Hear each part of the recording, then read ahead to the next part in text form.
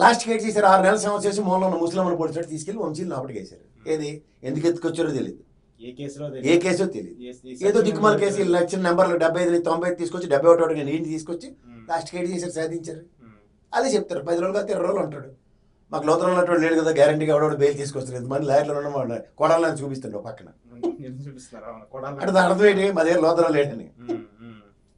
అంటే political drive ఎలా చేశారు వాళ్ళు, ఆయన పెద్ద ఆయన్ని 52 రోజులు జైల్లో ఉంచాలి, మన కంచుకోటలో తెలుగుదేశం పార్టీ కాల్చాలి, ఇవన్నీ మోడల్స్ ఆఫ్ ఆపరేండా. వీటిలోంచి ఎవరిని నిలువరించాలి, ప్రజానాయకుడిని. ఈ ప్రాసెస్లో ఏం చేశారు, తాళం వేసి తిని గొల్లెం మరిచి తిని సామెత ఉంటుంది చూడండి. ఇవాళ జగన్మోహన్ రెడ్డి మిర్చి యార్డుకి వెళ్తుంటే ఎలక్షన్ కోడ్ తీసుకొచ్చారు. సబ్బు సందర్భంలో సభలో సమావేశాలకు ఒప్పుకోరు. ఎవడో చచ్చిపోయిన పరామర్శ వెళ్తారంటే ఎవడాపుతాడు, ఆ రైతులు గిట్టుబాటు ధర లేక ఇబ్బందులు పడతారు, కాలంలోకి వెళ్ళారు, అది వర్తించదు. దానికి వీళ్ళు అధిక తెలివితేటలు ప్రదర్శించి పోలీస్ ప్రొటెక్షన్ ఇవ్వలేదు. అతను మాజీ ముఖ్యమంత్రి. ఈ తెంగరేశానికి పొరపాటున నెక్స్ట్ గవర్నమెంట్ వాళ్ళు వచ్చారు అనుకోండి, బాబా ఎవరికి ఇవ్వకపోతే ప్రొటెక్షన్ అంటే లాండ్ ఆర్డర్ మెజరబుల్ ఫెయిల్యూర్ చూపిస్తున్నారు తెలుసుకోకుండా, తెలియనితనాలు. అందుకే చిన్నపిల్లలతో ప్రజాస్వామ్యం అనుకుంటే చాలా కష్టం. ప్రజాస్వామ్యంలో ప్రజాస్వామ్య విలువలు పరిరక్షించే నాయకుడు, నాయకత్వ లక్షణాలతో ఉన్న ఒక టాప్ పర్సెంట్ చంద్రబాబు నాయుడు గారిని కాదని జుజుబి రాజకీయాలు చేస్తే. చిన్నప్పుడు స్కూల్లో నన్ను మెండర్ లాక్కున్నాడు, పెన్సిల్ లాక్కున్నాడు అని చెప్పి నువ్వు అని కొట్టుకుంటే తర్వాత పెద్దవాళ్ళు ఇద్దరు వచ్చి పాసిఫై చేసి హెడ్ మాస్టర్ ముందు తప్పైందయ్యా జరగని పిల్లలు నిర్వహిస్తాం. ఇది జరిగిన తర్వాత 2 రోజులు దారి కాశాను బొట్టను కొట్టేసాడు అనుకోడు, మళ్ళీ బాధ్యత ఎవరితో ఉంది, మీ వాడే కొట్టాడు సరే మావాడిని అని నాన్నకే కదా గొల్లు పెడతారు. ఇదే పరిస్థితి వాళ్ళు. ఓకే, సో ఏదో వంశీని ఏదో ఇబ్బంది పెట్టాలి అది ఇబ్బంది పెట్టాలో చూస్తారు, తర్వాత జగన్మోహన్ రెడ్డి బయటకు వస్తున్నారు, మళ్ళీ ప్రజలు ఆటోమేటిక్గా అది డెవలప్ అవుతుంది. ఇది ఫ్లేర్ అప్ అవుతున్నాయి అనుకోండి, ఏమవుతుంది, ప్రజా ఉద్యమాలు ఎంతసేపు నిలబడతాయి సార్.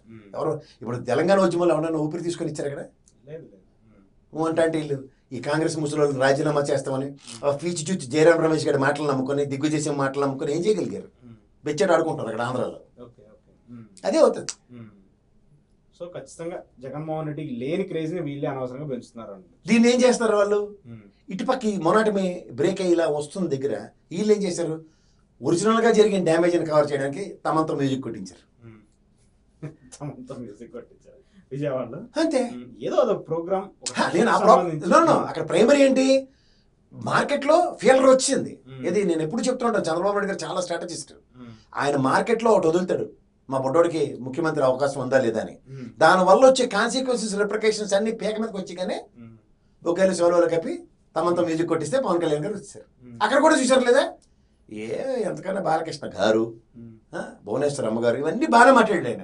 కానీ అక్కడ నాకు సుప్రభాత్ మాట ఏంటి, భీమలా నాయక్ పాట మా తమ్మను అంటే చూసారా పరివర్తన. ఎస్ఎస్ తమ్మనంలో నందమూరి తమ్మన్ అయిపోగానే ఎవరికి భజించేయాలో ఒరిజినల్ కూడా డూప్లికేట్ వాయిస్లతో పాసిఫికేషన్ వచ్చేసి అక్కడ నాకు పవన్ కళ్యాణ్ గారి మాటలు చాలా భిన్నంగా కనిపిస్తున్నాయి. మళ్ళీ మొన్నటిదాకేమో మీరు షిండే అన్నారు, షిండే పాత్ర అన్నారు, మహారాష్ట్రలో ఏపీలా జరగబోతుంది అన్నారు, ఇవన్నీ చెప్తూ వచ్చారు. కానీ చీరా పవన్ కళ్యాణ్ గారు వచ్చి చంద్రబాబు నాయుడు గారే ఉండబోతున్నారు, లేదంటే నా పార్టీని కూడా ఆయనకే మద్దతుగా ఉంటుంది, మీరందరూ సిద్ధంగా ఉన్నారు, ఈ మాటలన్నీ చూస్తున్నప్పుడు ఏమన్నా ఈ కాంట్రడిక్షన్ ఎలా, ఇందులో కాంట్రడిక్షన్ ఏం లేదు సార్. మీకు ఒక మాట చెప్తా, పువ్వు పుట్టగానే పరిమళించేది, లేదంటే అన్ని పువ్వులు వాసనలు రావు, కొన్ని గన్నేరు పువ్వులు ఉంటాయి.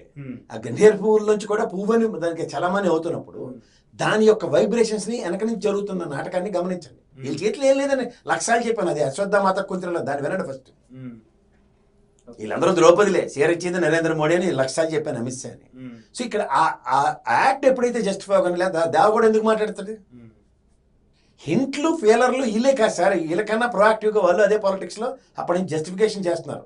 ఇక్కడ మీ మూవ్ ఇది అన్నప్పుడు చెస్లో యువతల మూవ్ రెడీ అయింది అనుకోండి, మనోడు ఏం చేస్తాడు, తెల్ల పౌరాలు ఎగరేసేస్తారు, జై జవహర్లాల్ నెహ్రూ అని. అదే చంద్రబాబు నాయుడు గారు తమంతా మ్యూజిక్ కొట్టించారు, అది ఈక్వల్ అంటే తెల్ల పౌరాలు షో అన్నమాట. తమంతా మ్యూజిక్ తమని ఏదో ఒక ఆర్గనైజేషన్ సంబంధించి ఒక ట్రస్ట్ కి సంబంధించి ఏదో ఒక ప్రోగ్రామ్. అదే సార్, ఈఎంఐలు కట్టలేని వాళ్ళు కూడా 50 లక్షలు డొనేషన్లు ఇచ్చారు. ఎవరు ఈఎంఐలు? పవన్ కళ్యాణ్ గారు కదా. కార్లు ఈఎంఐలు కట్టలేకపోతున్నాను కానీ కళ్ళ ముందు 7 అడుగులు 7 అంతస్తుల బిల్డింగ్ అక్కడ, ఇక్కడేమో 50 లక్షలు వేరాలు. ఏంది జేబులో డబ్బులు ఉంటాయి కదా, అరే ఏం సినిమాలు చేసేస్తాను కానీ నాకు జీవితంలో 100 కోట్లు దాటిన సినిమా లేదు ఇప్పుడు దాకా. చాలా ఉన్నాయి సార్, చెప్పండి సార్.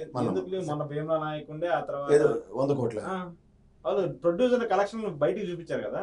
కాదండి, ఆయన సినిమా ఇండస్ట్రీలో ఈ రోజు దాకా ఉన్న దగ్గర పవన్ కళ్యాణ్ గారిది 100 కోట్లు రెవెన్యూ కలెక్షన్ చేసిన సినిమా ఇదని చెప్పండి ఒకటి. ఎందుకు సార్ చాలా ఉన్నాయి సార్ ఇప్పుడు. అరే మీరు ఖుషి, ఆ, అత్తారింటికి దారేది నేనే చెప్తున్నాను కదా, ఇవేమో 100 కోట్లు దాటేమో.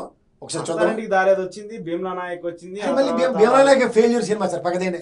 నేను ఇట్లా చెప్తున్నా, ఖుషి, Attarintiki Daredi the biggest black busters ఆయన హిస్టరీలో. అవి 100 కోట్లు దాటాయని ఎవరితో ఏ ప్రొడ్యూసర్తో మీకు ఆ ఛానల్ సినిమాలు తెగ వస్తారు కదా, తెగేసుకుని ఉండడానికి తెప్పించండి.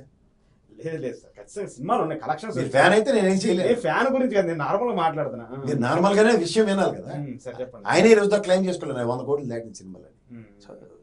అంటే ఓకే అండి, వాళ్ళు ప్రొడ్యూసర్లు అనౌన్స్ చేసే లిస్టులు చాలా ఉన్నాయి, దాంట్లో నిజంగా అరే నేను చెప్తుంది అదే కదండి.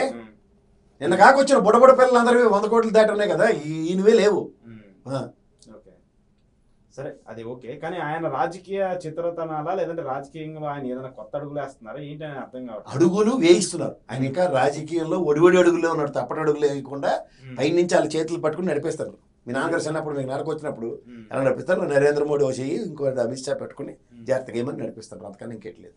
బీజేపీ నడిపిస్తున్నారు, డౌటా? చంద్రబాబు నాయుడు గారినే నడిపిస్తున్నారు. రేపు పెట్టమని బడ్జెట్ పెడితే